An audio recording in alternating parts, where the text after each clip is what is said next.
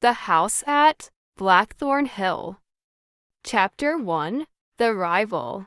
It had been years since Alice last set foot in Blackthorn Hill, and the memories were as hazy as the morning fog that clung to the landscape. But now, in the twilight of her life, she felt compelled to return. The house her childhood home stood at the top of the hill, as dilapidated and foreboding as ever. Alice's father had passed away, leaving her everything, including the manor. It was a grand house once, filled with laughter, warmth, but now it seemed like a hollow relic.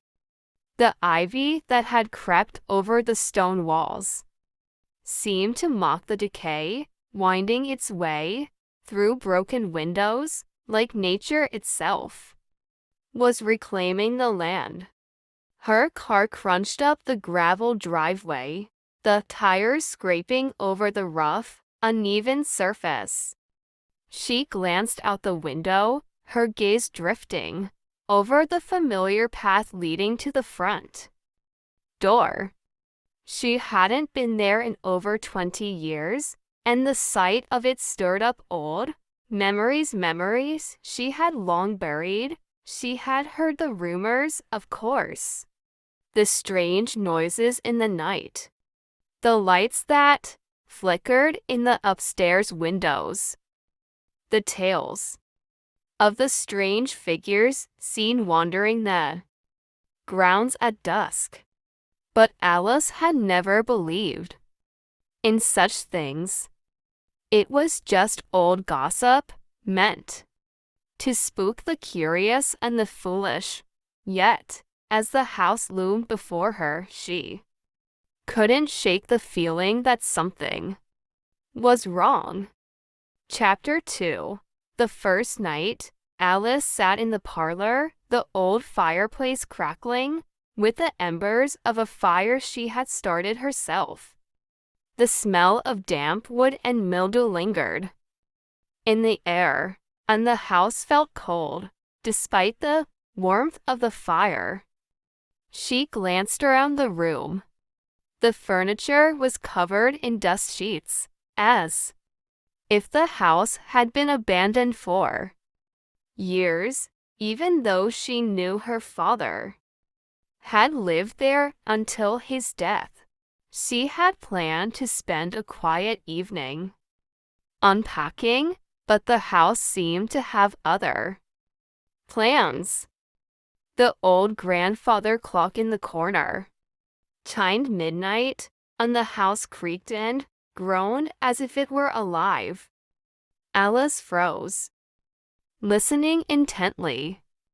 It wasn't the wind, it was something else, something far more unsettling. The sound came from upstairs, a slow, dragging noise like something heavy being dragged across the floor.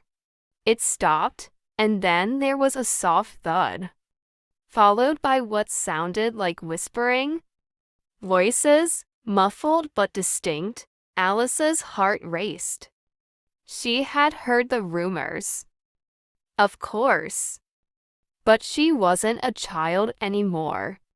She wasn't going to let her imagination get the best of her.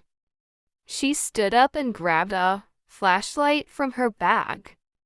Steeling herself, she made her way toward the staircase. Chapter 3.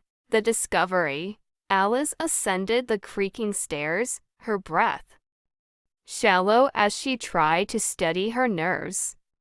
The upper floor of the house had always been forbidden to her as a child. Her parents had insisted it was too dangerous, too old, but she had never understood why.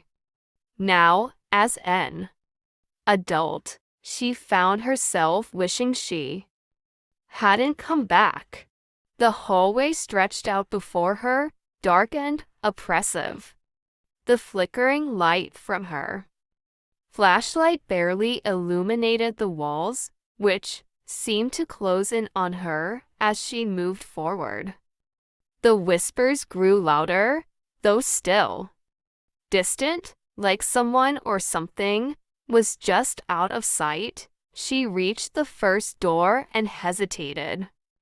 This was her father's study.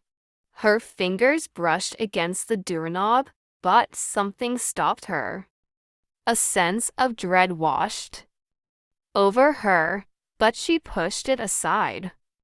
The door creaked open with a long, drawn-out groan, revealing a room covered in layers of dust. A single chair sat in the middle of the room, and the large desk was cluttered with papers. But it wasn't the room itself that unnerved her. It was the figure in the corner. Alice's breath caught in her throat. It wasn't a trick of the light. She could see it clearly, an elongated figure, its head tilted unnaturally. As if it were staring directly at her, Alice took a step back, and the figure moved. Slowly, relentlessly, her pulse raced as she slammed the door shut and backed away, heart pounding in her chest. She had to leave. She had to get out of that house. Chapter 4: The Unseen Hand. The following days blurred into one another, each one more unbearable than the last. Alice couldn't shake the feeling that the house was watching her, that something was always just behind her, lurking in the shadows. The whispers persisted, growing louder each night. They weren't just in her head, she was sure of it now. One night, as she sat at her father's old desk, trying to make sense of the documents scattered before her, she felt a chill sweep across the room. She shivered, rubbing her arms to stave off the cold. Then, the desk drawer one she hadn't opened before creaked open on its own. Her stomach lurched, and with a sense of dread, she pulled the drawer out. Inside was a faded journal, its leather cover cracked and weathered with age. Alice hesitated, but curiosity overcame her fear. She flipped the journal open to the first page. It was her father's handwriting, but the words were frantic, almost illegible. He had written about strange occurrences, about things he couldn't explain. Shadows that moved on their own. Unseen forces that seemed to guide his actions.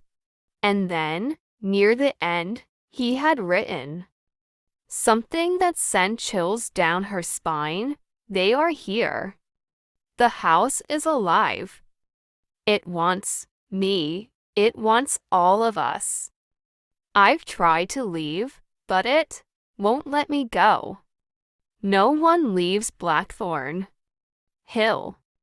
No one. Alice slammed the journal shut, her hands shaking. She could feel it. Whatever had taken hold of her father was now coming for her. Chapter 5: The Haunting. The nights grew worse.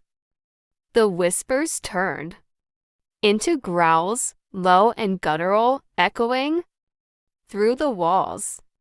Alice could no longer sleep, and every time she closed her eyes, she saw the shadow in the corner of her father's study, moving, watching.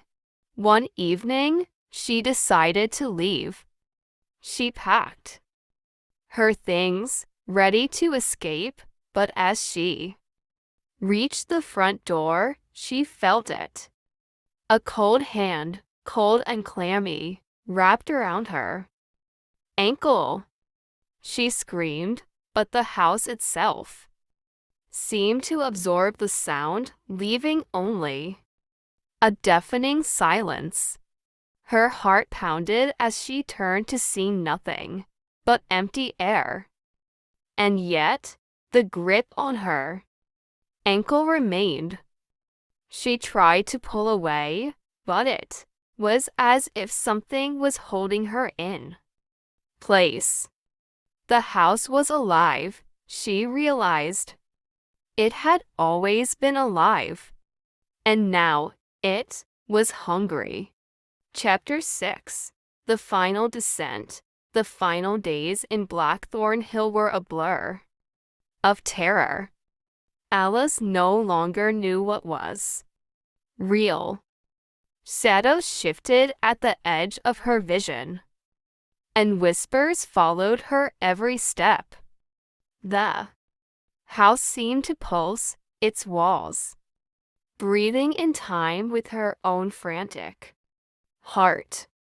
On the final night, Alice stood at the top of the stairs, her hand gripping the banister as she looked down into the darkened hallway below. The house seemed to beckon her forward, its walls closing in, suffocating her. She had to leave. She had to escape, but as she took a step forward, she heard a voice, low and guttural, calling her name from the darkness. Alice. It was her father's voice. She turned, heart pounding in her chest. But there was nothing. Just the empty, suffocating darkness of Blackthorn Hill.